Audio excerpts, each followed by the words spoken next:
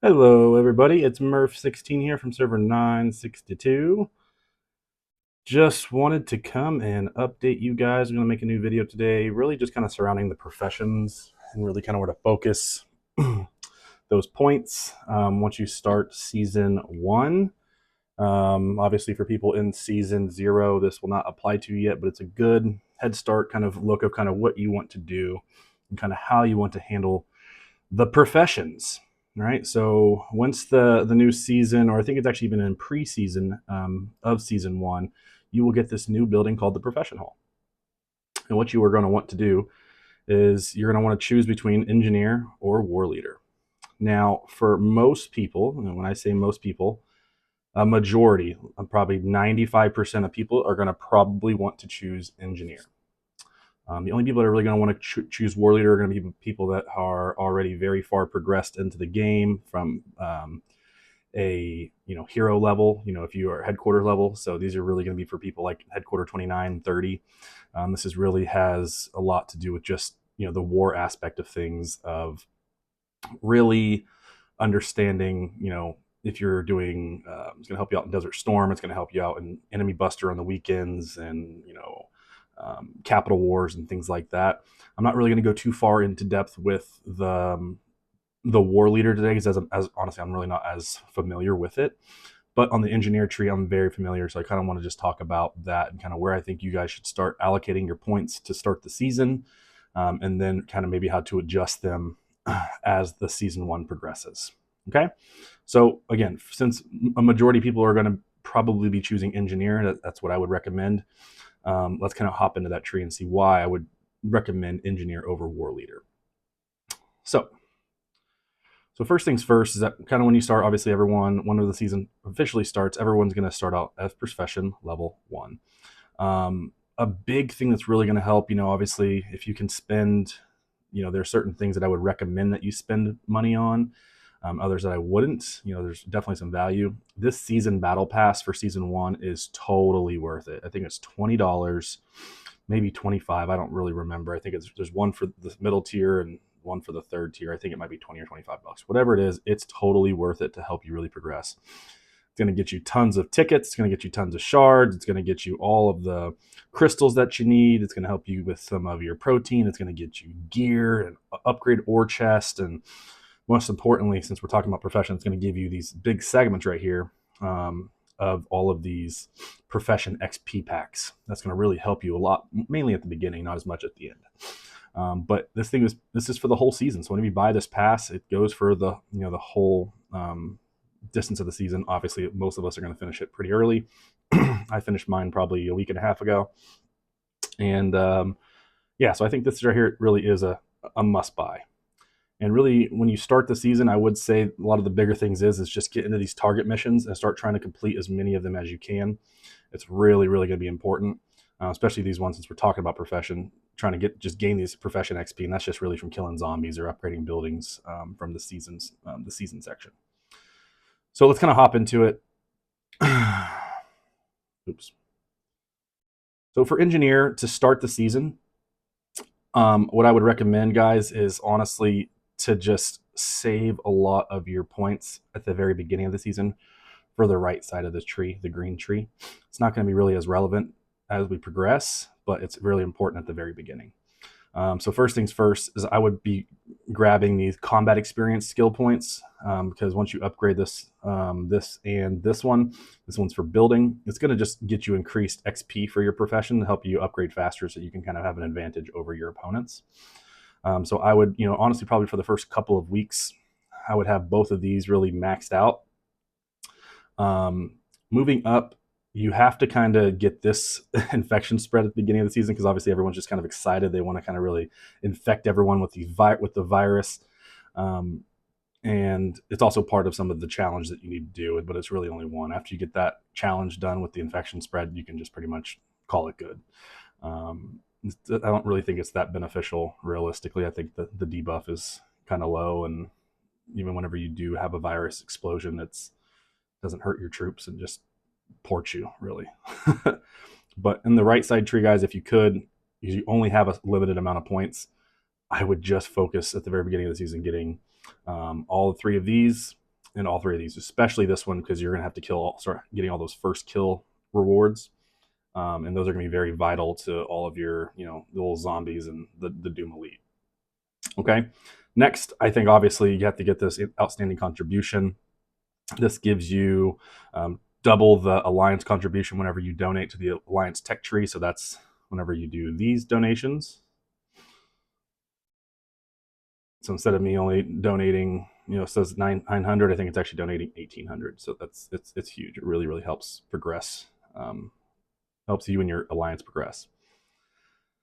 Now, a lot of these, obviously, guys, these second tiers and third tiers, they don't pop open until you get to the perspective level. So realistically, I would just try to get all of your points into this guy and then 3 into here. I really wouldn't put anything into rapid production yet. I'd kind of honestly just save that a little bit for later on down the road once you're like probably in the 20s, because there's just other skills that are going to help you more than just a little bit of resources. Of course, the resources help, but we're talking about trying to really progress and get what we can here. So now going forward next in the second tree, and like the level 5, the 50% extra meal, that is huge. Instead of 50 stamina every 8 hours or 12 hours, whatever it is, you're gonna get 75. So that's awesome. Obviously, we all need stamina. We're doing a lot of attacks at the beginning of the season, killing those Doom Elites and those zombies. So that's going to be very, very important. Now, as you can see, and then obviously, of course, on the second when you hit level 5, you need to put the rest of your points into the building inspiration, so that whenever you upgrade these buildings here, it gives you a ton of XP and really helps you level up quicker from your profession level. Now, obviously, you guys can see I have 5 out of 5 in the Siege Mastery. This is important. It can really help you. It's not. I don't think it's vital. Really, at the beginning of the season, really what it does is that once you boost it up to level 5, usually, if you guys know, whenever you guys attack a base, like attack an enemy, they usually have about 10,000 durability. So it would take you, in theory, 10 attacks to ash them if you're victorious each attack. With this, every level you do, so it adds 500 to that siege durability damage. So instead of doing 1,000, it actually does 1,500. So you're able to ash people, and it's 6 or 7. So I think 6. So it's 7. It'd be 7 attacks rather than 10. So it saves you some stamina. But and it also will also help you hit cities harder. So instead of doing the 1,000 damage to cities, when you guys start taking cities, when those open up for you, it does 1,500. But it does 1,500 to the cities itself, but it also does 1,500 to other players. And this one is a little bit more important. It can help you out later on whenever you guys start taking the cities. And also inside of that season pass I was talking about, there is some missions in here about doing damage to cities. Where's that? Yeah, right here. Deal 5,000 damage, durability of cities, 10, 20, 50, so on and so forth. So that right there will really help. And also whenever you're attacking a city, whoever does the most damage to the city gets 2,500 gems or diamonds. And then I think second place gets 1,500, and I think the next 8 or so get 1,000. So, if you guys, especially if you're free to play, getting those 2,500 diamonds is going to be huge, especially when you guys start really taking a lot of cities pretty rapidly. Okay. So that one is important, but again, I wouldn't get that one at the beginning. I didn't get this one till later. What I would focus on, and why we're really choosing engineer over war leader, is going to be these skills here in the 10s and level 10s and 15s, and especially up here in the level 30s once you can progress farther. So once you get to level 10, I would put everything you got into these build for frees and build for free for the research. The research one is very, very clutch. Once you level it all the way up, this one right here is just giving you that increased free speed up time for whenever you start a new building or a new tech. Same with the building version of it. Now, I think the best ones through and through truly are the level 15 skills. These are the research now and build now.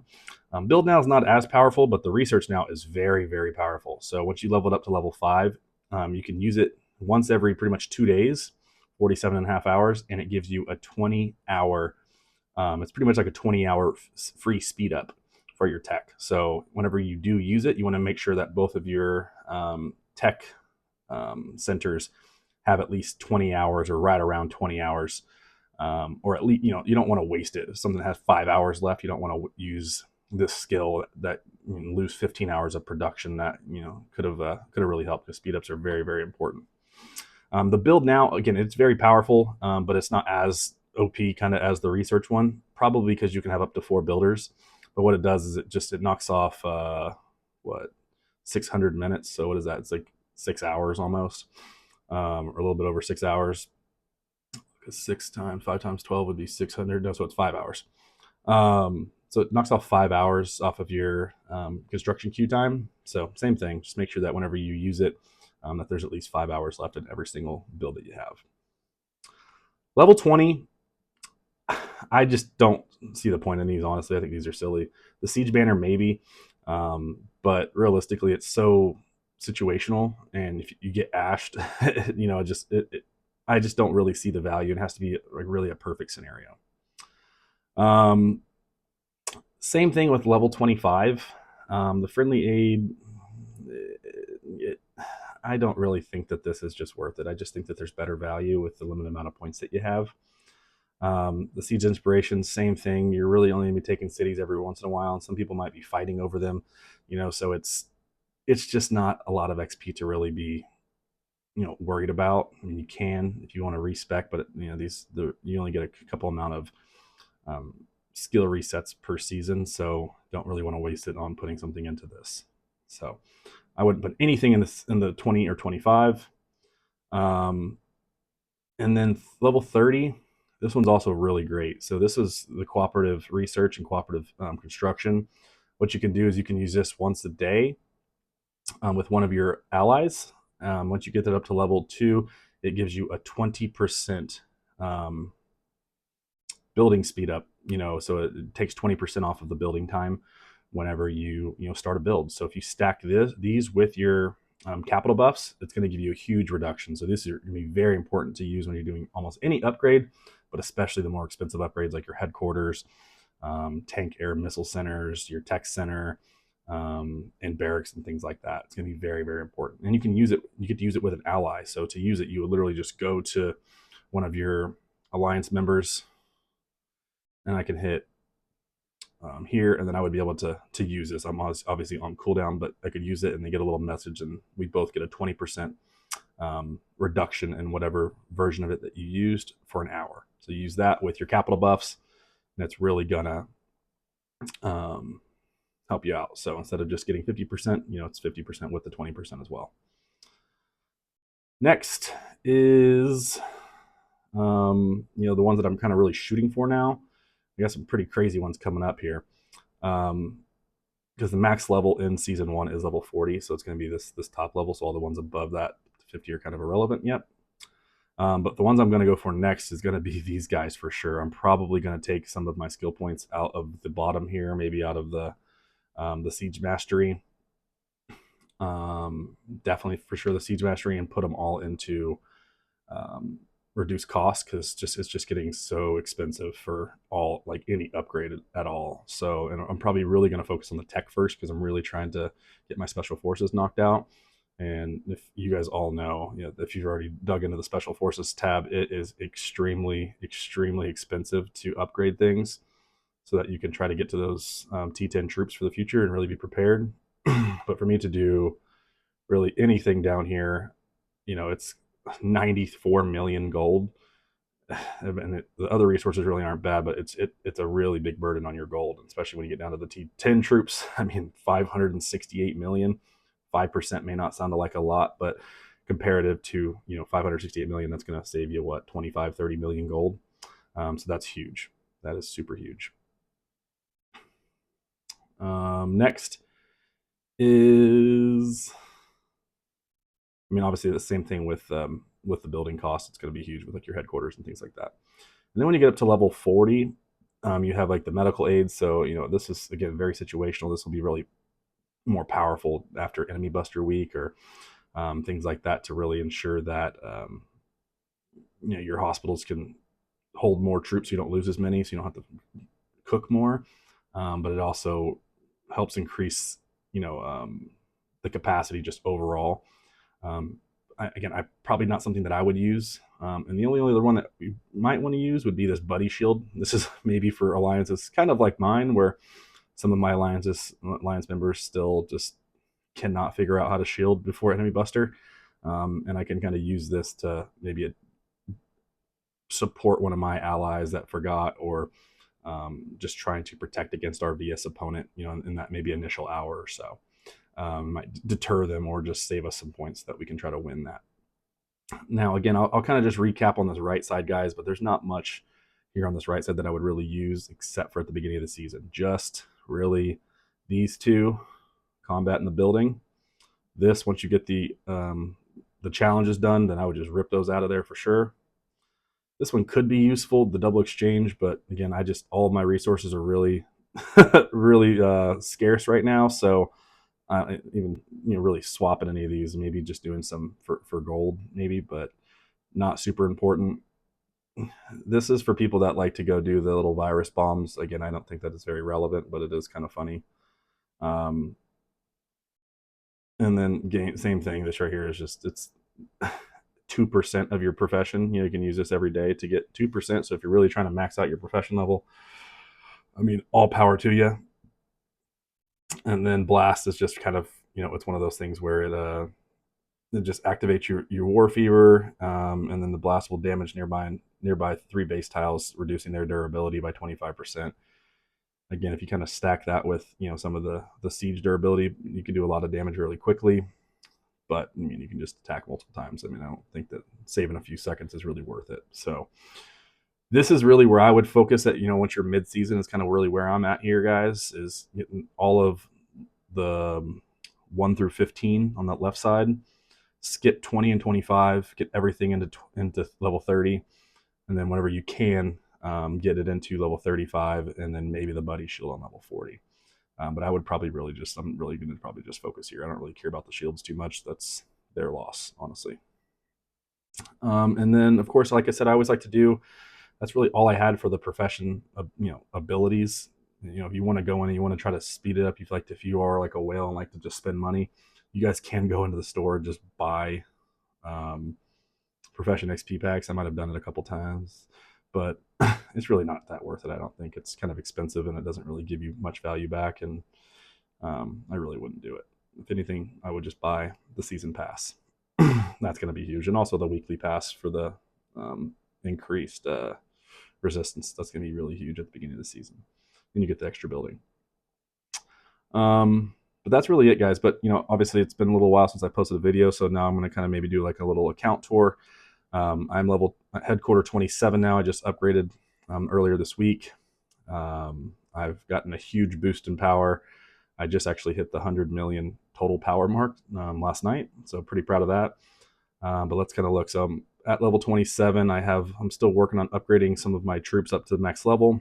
So I've got my main tank squad there. I'm almost at a 19 million march. My air squad is, of course, I've only got a couple heroes at max, but working on that. So this is kind of what my squads really look like right now. I've got all of my tank and air centers maxed out.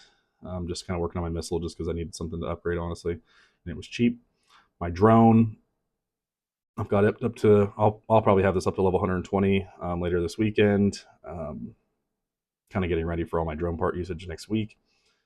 I recently got my first drone component to level 8, which is huge. It gave me like a 336,000 power increase, and that actually gives you an extra stat of a 5% bonus hero HP. So that was awesome. I've also got both of my chipsets to gold for my tank and air squad. I will actually be making my air squad my main squad probably after tonight. Today is hero day. So air is just so much more powerful, and everyone's using tanks. So I'll probably have like almost a 19 million mark tonight once I swap everything over with all my gear and get to use all of my shiny Diva shards for her exclusive weapon. Try to get that up to level 10. So that's really where I'm at, guys. The map's getting a little crazy. We got some friendly and unfriendly people in our server right now. This is kind of what we're owning here, is everything in pink. We're not really kind of pushing for level 5 or level 6 cities. We're just not at that point, and we kind of know our place there. But that's really where we're at, guys. So Murph 16 out. Oh, and I got my first little base skin and my little drone skin the other day during the Valentine's event, so I was excited about that. But that's really all I had for the rest of the day. If you guys have any other questions, please just leave a comment. Please like, share, subscribe. I just also hit 500 subscribers. Very, very thankful for that. Trying to get to 1,000 is the next kind of benchmark. But you guys have a great rest of your day and keep killing it. Bye-bye.